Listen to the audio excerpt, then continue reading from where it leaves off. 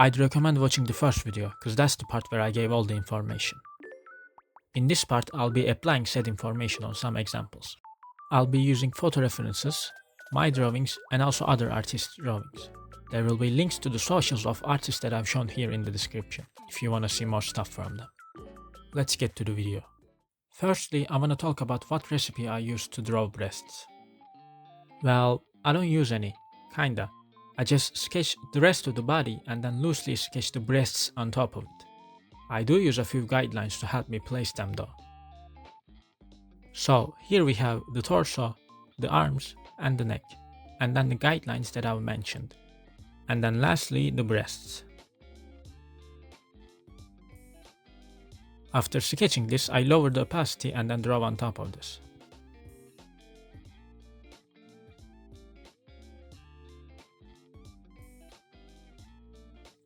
But how do I know what shape the breasts are gonna be? 1. Working with reference. 2. Knowing the anatomy. And 3. Having a visual library. As you draw and absorb a lot of any subject, you start to build yourself a visual library for it. You just start knowing how it's gonna look like in a variety of situations in your head. Now let's start looking at examples. We can see how chest muscles are visible through this picture, especially if the person is fit or skinny.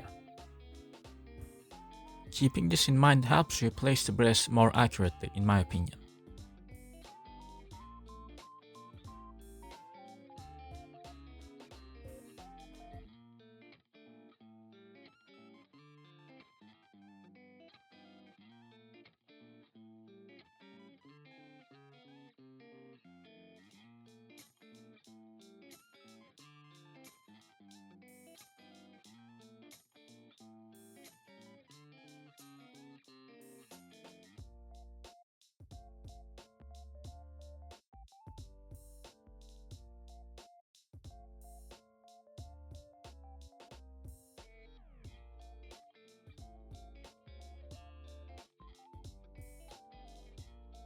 When I'm drawing them from these front-facing angles, I usually simplify their shape into a simple C-curve.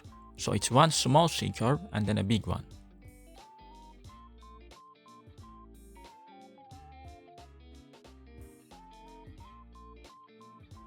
They also work as a landmark or a guideline for us as well.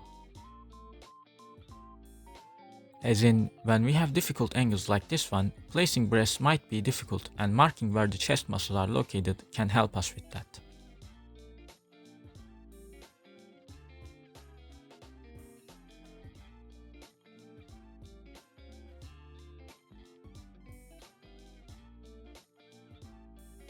As you can see, I've marked them on the sketch. Now the breasts will simply connect to them.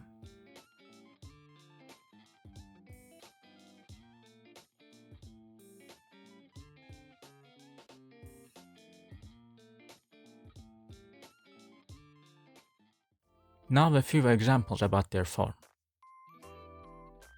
As I've explained in part 1, they just work similarly to water balloons.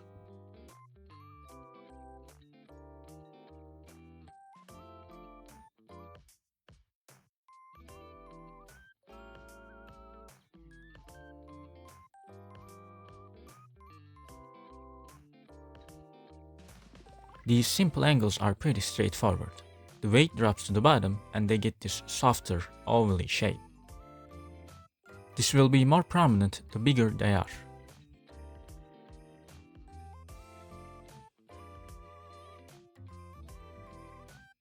We can see this more clearly with this comparison here. When smaller, since there's no weight, their shape is more circular and firm. When they're big, they're a lot more soft and unstructured.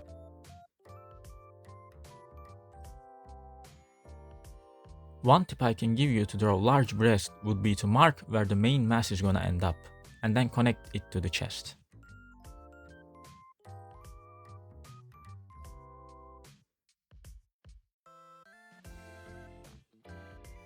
Now let's talk about more difficult to understand aspects of the form. How they look from below. There are two things to acknowledge here, no pun intended. One, how their shape looks more like a sideways oval. And 2. How they follow this invisible line through the surface of the ribcage.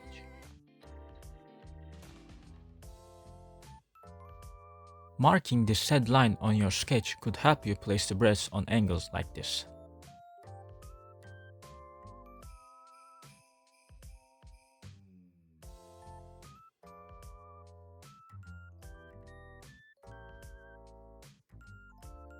The reason why their shape looks like this is because we're looking at the bottom of them where all the mass is located. Let me showcase it on this side view.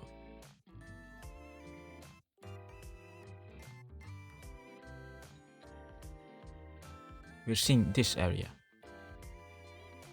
Again, they also follow the curve of the ribcage. One more example. As I've said, you should just be observing and drawing a lot of photo and drone references to build a visual library in your head.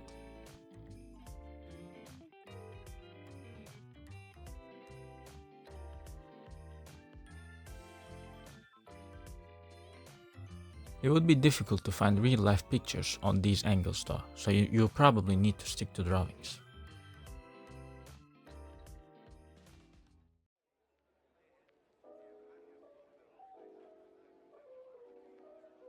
Also want to cover back-facing angles, because they're pretty related to the form as well.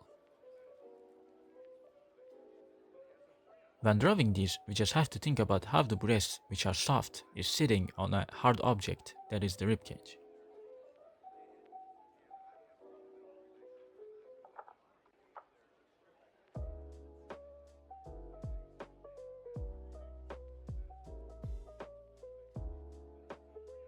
Think of it as if you're hanging a water balloon from the edge of a square.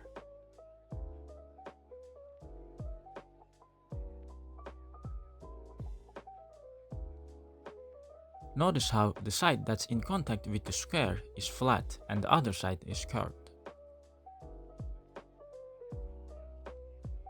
Now, about their movement. The chest stretches as the arms are raised, so the breasts that are connected to them would also stretch, right? Well, yes, but also no. They do stretch, but the movement is really minimal.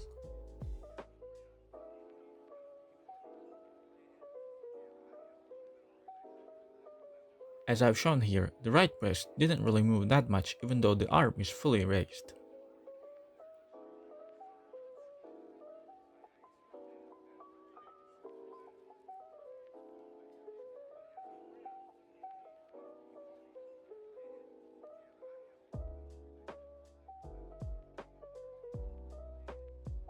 Also want to talk about how they squish. There are a couple different ways this could happen, but I only want to cover how it happens through the arms here.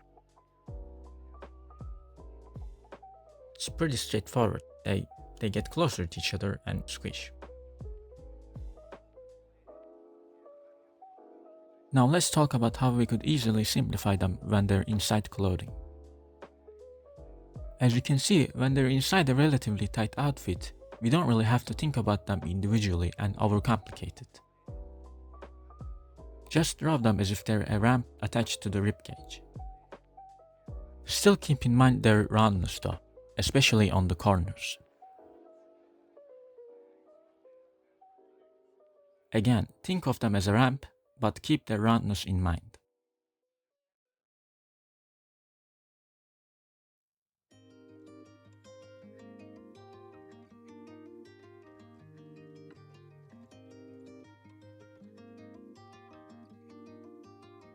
Well, that's gonna be it for this video. I hope this was helpful.